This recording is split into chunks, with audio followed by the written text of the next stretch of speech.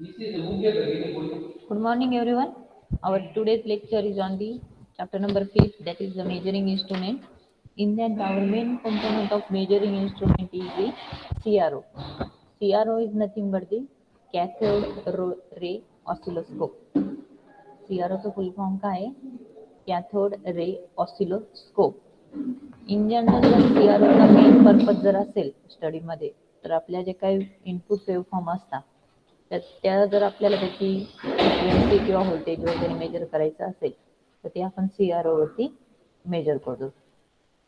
CRO is the electronics equipment and it is used to measure the frequency and voltage of the particular waveform.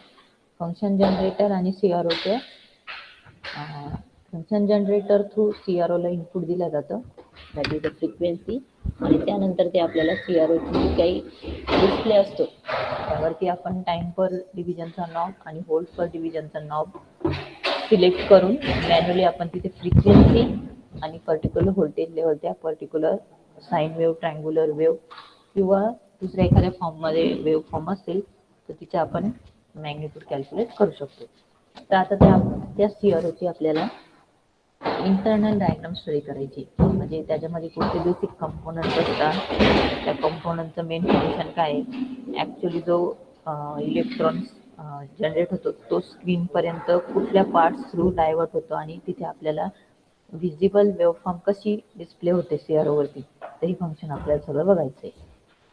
तर firstly सीआरओचं आपल्याला cathode ray oscilloscope हा फुल form तर मी सगळ्यांना just सांगितलं. त्याच्यानंतर त्याची block diagram आणि वर्किंग हे पॅरामीटर बघायचे.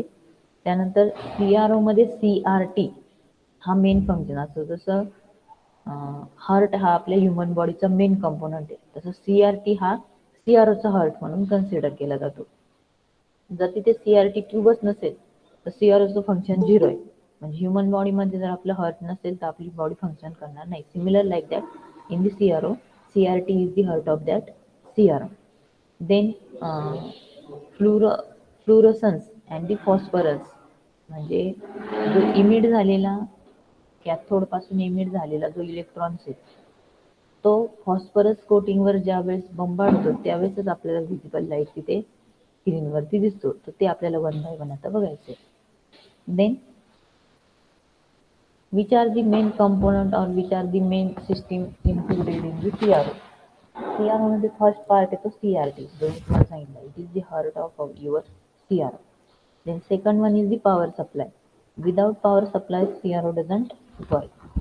Then the deflection system. आता डिफ्लेक्शन सिस्टीम मीन्स काय, जो जनरेट झालेला CRO आहे तो आपल्याला स्क्रीनपर्यंत पास करायचा असतो. मग त्याच्यासाठी दोन सिस्टीम इम्प्लिमेंटेड आहे.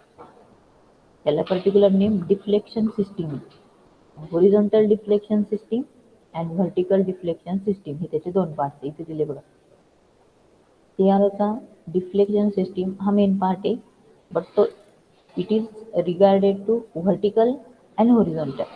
मग vertical deflection system and horizontal deflection system हा डिफ्लेक्शन सिस्टीमचा पार्ट येतो. Then next one is the delay line. Some time पिरियडला जर आपल्याला तो लॅगिंगमध्ये जो काही जनरेट झालेला बीम तो जर आपल्याला थोडा टाईम पिरियड नंतर जनरेट करायचा असेल तर तिथे डिले लाईन प्रोव्हाइड केलेल्या असतात. Then time base. Time base means काय की तिथे आपल्याला जी वेव्हफॉर्म जनरेट झालेली असते तर त्याचा टाईम पर डिव्हिजनचा नॉब असतो तो कंट्रोल करायचा असतो आणि त्याच्या थ्रू आपण फ्रिक्वेन्सी कंट्रोल करतो. त्यासाठी आपल्याला टाईम बेसचा जो काही पार्ट आहे तो इथे essential.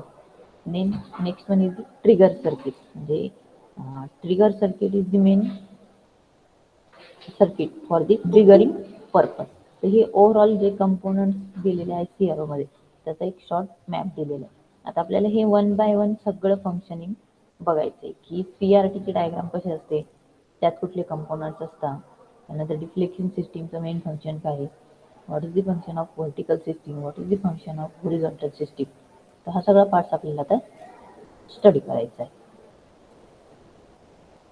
Then this one is the block diagram for the CRO. This part is the another part and this outer part is another part. ह्या दोघांचं मिळून काय तयार झालेला एक CRO तयार झालेला. तर आता आपण वन बाय वन बघूया. Input signal is firstly given to vertical amplifier. त्यालाच आपण व्होल्ट पर डिव्हिजनचं नाव आहे. म्हणजे प्रॅक्टिकली जर तुम्ही CRO बसून बघितला त्याची आउटरला, तर व्होल्ट पर डिव्हिजन असं त्या पर्टिक्युलर नॉबला नेमिंग आहे. मग तिथे काय आहे, ते व्हर्टिकल ॲम्प्लिफायर म्हणून ॲक्ट होतं. That volt per division is nothing but vertical amplifier. Then next is the delay line. हा जनरेट झालेला जो सिग्नल आहे then it is provided to delay line. Delay लाईनचं मेन फंक्शन काय आहे, सपोज आपल्याला जर तो जनरेट झालेला इलेक्ट्रॉन बीम आहे तो थोडा टाइम पास करून तो पुढे करायचा, त्याच्या डिले लाईन ती प्रोव्हाइड केलेली आहे. Then this one is the power supply, HV supply आणि LV सप्लाय. याच्या थ्रू काय होतंय, टू द CRT. ही जी CRT ची ट्यूब आहे, कॅथोड रे ट्यूब, हा टोटल CRO आहे, कॅथोड रे ऑसिलोस्कोप. आणि जी ट्यूब दिसते internal it is a cathode ray tube. तर या कॅथोड रे ट्यूबला पण या पॉवर सप्लाय थ्रू सप्लाय जातो. Then after that from the input signal, हा इनपुट सिग्नल पुढे पुढे कुठे गेलेला आहे, ट्रिगर सर्किटला. मग ट्रिगर सर्किट मीन्स काय, टाइम पर डिव्हिजनचा नॉब असतो. म्हणजे आपण तिथं टाइम पर डिव्हिजनचा नॉब ॲडजस्ट केला तिथे त्या याची फ्रिक्वेन्सी ॲडजस्ट होत असते. मग त्यानंतर टाइम बेस जनरेटर आणि ट्रिगर सर्किट हे एकमेकांशी कोरिलेटेड. म्हणजे इन शॉर्ट ते काय करताय, जो काही वेव्हफॉर्मची जी काही फ्रिक्वेन्सी ती ॲडजस्टेबल होते. Then next one is the horizontal amplifier. जसं इथं व्हर्टिकल ॲम्प्लिफायर आहे तसं इथे हॉरिझॉन्टल ॲम्प्लिफायर आहे. त्यानंतर हॉरिझॉन्टल ॲम्प्लिफायर थ्रू सप्लाय जातो पुढे तुमच्या या हॉरिझॉन्टल डिफ्लेक्शन प्लेटला. बघा, पहिले मी सगळे कंपोनंट सांगते, त्यानंतर वन बाय वन प्रत्येकाचं फंक्शन सांगते. Then this total part is the CRT, cathode ray tube. This CRT consists of electron gun. हा internal part आहे तो electron gun. Then this plate is called as a vertical deflection plate. Vertical deflection plate. Vertical deflection plate ला signal हा vertical amplifier through येतो. आणि ह्या ज्या दोन प्लेट दिसत आहेत it is a horizontal deflection plate. या हॉरिझॉन्टल डिफ्लेक्शन प्लेटला हॉरिझॉन्टल ॲम्प्लिफायर थ्रू सप्लाय येतो. क्लिअर. व्हर्टिकल आणि हॉरिझॉन्टल डिफ्लेक्शन प्लेट या इंटरनली CRT मध्ये प्लेस केलेल्या असतात. देन ह्या ज्या डॉटेड लाईन दिसत आहे, this dotted line is the electron beam. या इलेक्ट्रॉन गन पासून त्या इमिट होता, त्यानंतर त्या पास होत होत तिथे हा इलेक्ट्रॉन बीम भेटतो. आणि तो नंतर इथे ही फॉस्फरसची स्क्रीन दिलेली, बघा स्क्रीन नेम दिले, but it is A phosphorus coating beam. आणि त्यामुळे आपल्याला ही वेव्हफॉर्म अशी इथे डिस्प्ले होते. तर it is a internal construction of CRO. आता आपल्याला याचं प्रत्येकाचं फंक्शन बघायचं आहे. The vertical amplifier amplify the input signal in vertical manner. म्हणजे स्मॉल मॅग्निट्यूड असतं इनपुट सिग्नलचा, त्याचं मॅग्निट्यूड इन्क्रीज करते. ॲम्प्लिफायर मीन्स काय, छोट्या क्वांटिटीमधून ॲम्प्लिफिकेशन मीन्स काय, छोटी क्वांटिटी मोठ्यात कन्वर्ट होते. मग आपण काय करतो, तिथं इनपुट सिग्नल जो आहे त्याची जी काही मॅग्निट्यूड आहे ते स्मॉल आहे, त्याला आपण लार्ज मध्ये कन्वर्ट करायचं असेल तर व्हर्टिकल ॲम्प्लिफायर यूज करतो.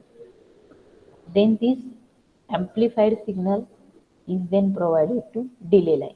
डिले लाईनला प्रोव्हाइड करायचं असेल मग आपल्या सेट ऑफ कन्व्हिनियन्सनुसार आहे. सपोज आपल्याला जर तो सिग्नल थोडा टाइमपास करून जर पुढे प्रोव्हाइड करायचा असेल तर डिले लाईनला आपण तिथे ॲक्टिवेट करतो. अदरवाईज तो signal directly provided to vertical deflection plate. Vertical deflection प्लेटचं फंक्शन काय आहे, हा जो जनरेट झालेला इलेक्ट्रॉन बीम आहे तो व्हर्टिकली ॲडजस्ट करायचा. म्हणजे त्याला एक प्रॉपर पाथमध्येच त्याला पुढे पास करायचं आहे.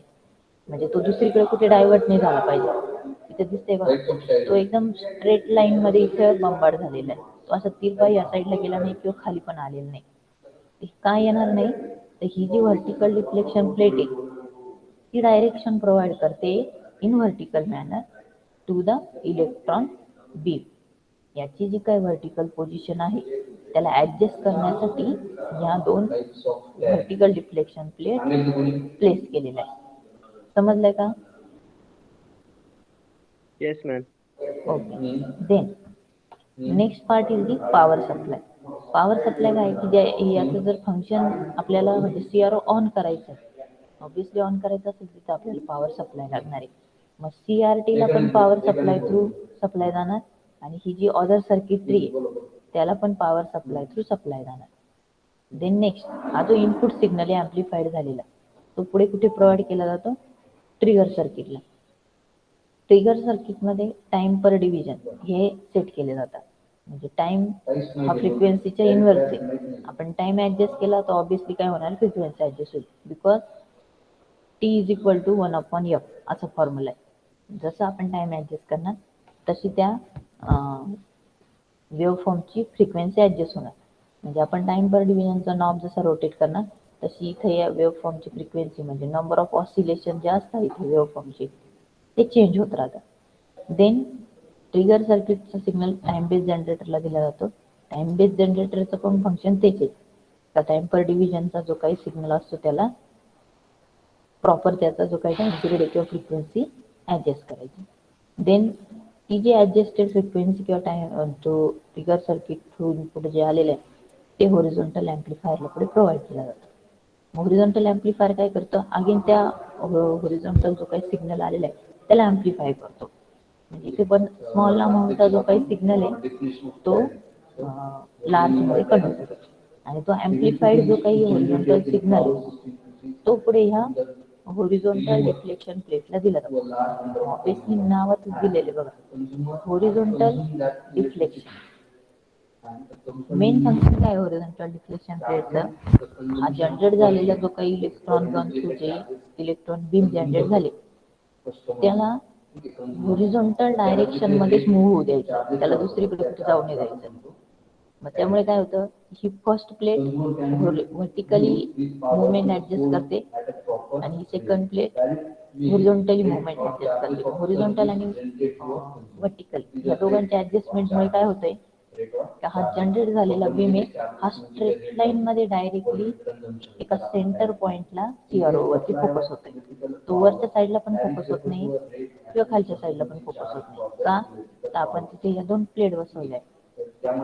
Vertical plate vertical position adjust करते, horizontal plate horizontal position adjust करते. त्यामुळे जनरेट झालेला जो काही सिग्नल आहे तो प्रॉपरली एका सेंटरला फोकस होतो. दोघांचं फंक्शन कळालं? adjust the movement of electron beam in horizontal position and adjust the movement of electron beam in the vertical direction. दोघांचे फंक्शन कळाले? Vertical Yes, ma'am. डिफ्लेक्शन आणि हॉरिझॉन्टल डिफ्लेक्शनचं. Then Yes, ma'am. Okay. Then that beam is bombarded on the screen. आता हा जो सीआरटीचा screen आहे याच्यावरती काय होतं?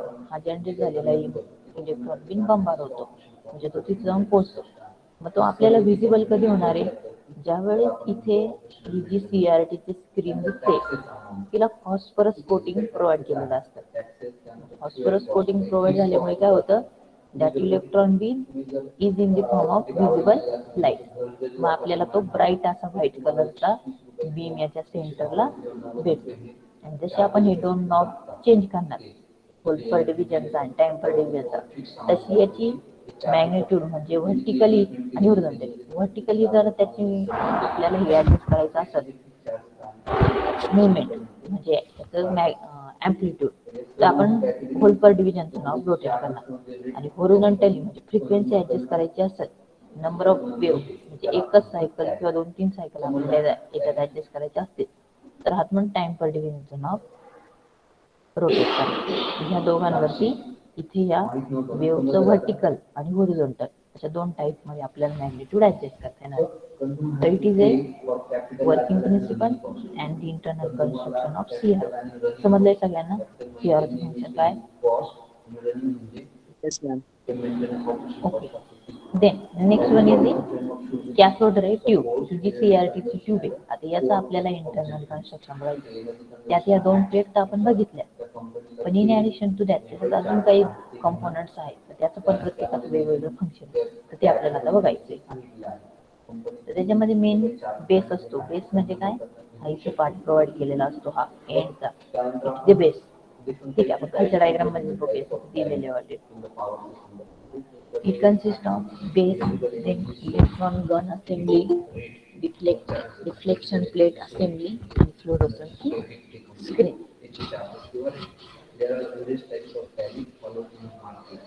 Then, बघा इथे डायग्राम कसा दिसतंय बघा. The CRT tube, it is the heart of CRO. At the first end, there is a base. हा बेसचा पार्ट आहे. पिन्स असतात. Then this part is the heater, जो आपला इलेक्ट्रॉन गन. इथपर्यंत काय आहे? Electron gun. त्या इलेक्ट्रॉन गनच्या मध्ये हे सगळे पार्ट प्रोव्हाइडेड. इथे बघा या डायग्राम मध्ये दिसताना हा एवढाच इलेक्ट्रॉन गन दिसतोय, पण त्या इलेक्ट्रॉन गन मध्ये पण ह्या एवढा सगळा पार्टचं फंक्शनिंग प्रोव्हाइडेड. फर्स्ट पार्ट कुठला येतो? हिटरचा येतो. After that heater there is a cathode, त्याच्यावरती हा कॅथोड आहे. कॅथोड नंतर पुढे येतो तुमचा ग्रीड. आता या प्रत्येकाचं जे काही फंक्शन आहे ते मी वन बाय वन सांगते. पहिले कुठले कुठले कंपोनंट आहे त्याच्याशी तुम्ही फॅमिलियर झालेले पाहिजे. सगळ्यात मेन पार्ट येतो तुमचा हिटरचा. त्या हिटर नंतर तिथे असतो cathode. After that cathode there is a grid. Then pre-accelerating anode, upper part and this lower part. The first system जे आहे it is a pre-accelerating anode. हा जो सेकंड पार्ट आहे तो आहे फोकसिंग anode, आणि थर्ड वन जो आहे तो तुमचा ऍक्सेलरेटिंग anode. या तिघांचं पण फंक्शन मी लास्टला तुम्हाला एक्सप्लेन करणार आहे. Then this part is the vertical deflection plate. आपण जो वरती इथे बघितला हा पार्ट, हा व्हर्टिकल डिफ्लेक्शन प्लेट ते इथे प्रोव्हाइड केलेलं आहे बघा. हा व्हर्टिकल डिफ्लेक्शन प्लेट. त्यानंतर पुढे येतो तुमचा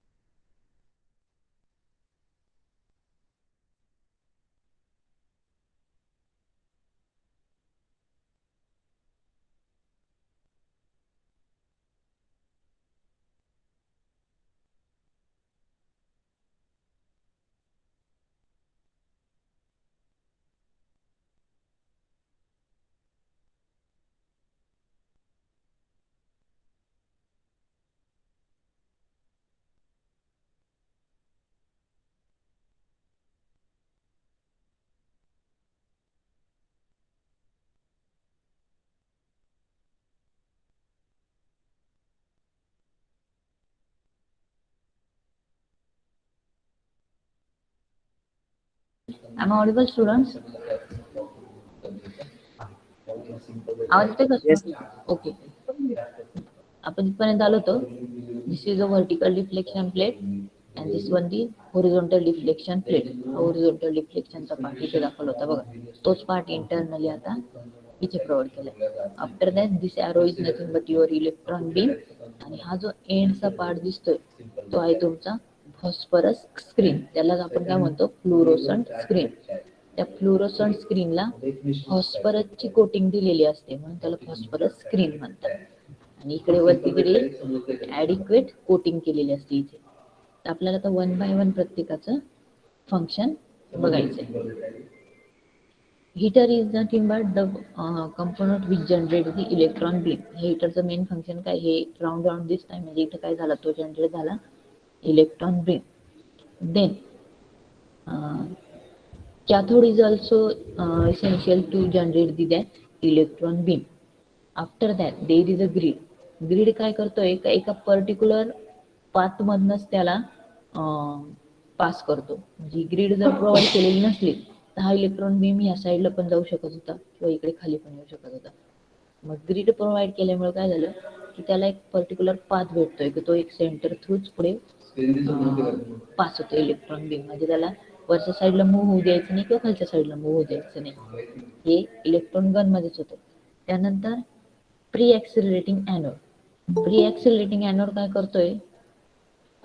जो जनरेट झालेला इलेक्ट्रॉन बीम आहे त्याचं ऍक्सिलरेशन ऍडजस्ट करतोय. म्हणजे हा इथे जनरेट झालेला बीम एकदम स्लोली मूव्ह होतोय पण फ्री ऍक्सिलरेटिंग एनोडला ज्यावेळेस तो टच करेल किंवा त्या पार्ट पर्यंत तो येईल, तर मेन आहे फंक्शन काय फ्री ऍक्सिलरेटिंग एनोडचं, तर ह्या स्लोली जो काही मूव्ह होणारा इलेक्ट्रॉन बीम आहे त्याचं ऍक्सिलरेशन इन्क्रीज करायचं. मग तो इन्क्रीज ऍक्सिलरेशन झालेला जो काही इलेक्ट्रॉन बीम आहे तो पुढे फोकसिंग एनोडला दिला जातो. फोकसिंग एनोड काय करतोय, त्याचा फोकस म्हणजे त्याचा ब्राईटनेस मेंटेन करणार.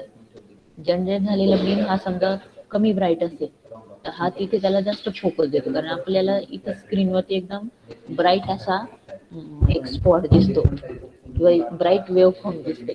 तर ती कशामुळे दिसते, तर आपल्याला इथं फोकसिंग एनोड त्याची जी काही ब्राईटनेस आहे तो मेंटेन करून देतो. त्यानंतर पुढे आहे तुमचा ऍक्सेलरेटिंग एनोड.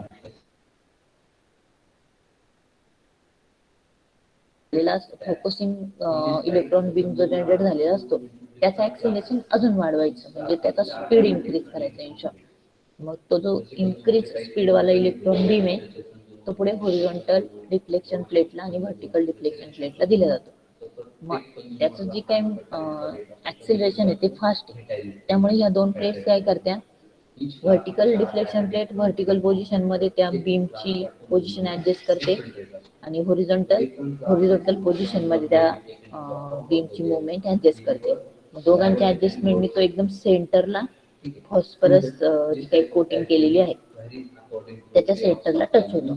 आणि मग फॉस्फरस कोटिंग केलेलं असल्यामुळे इथे काय होणार आहे की आपल्याला व्हिजिबल असा ब्राईट इलेक्ट्रॉन बीम हा स्क्रीनवरती दिसतो.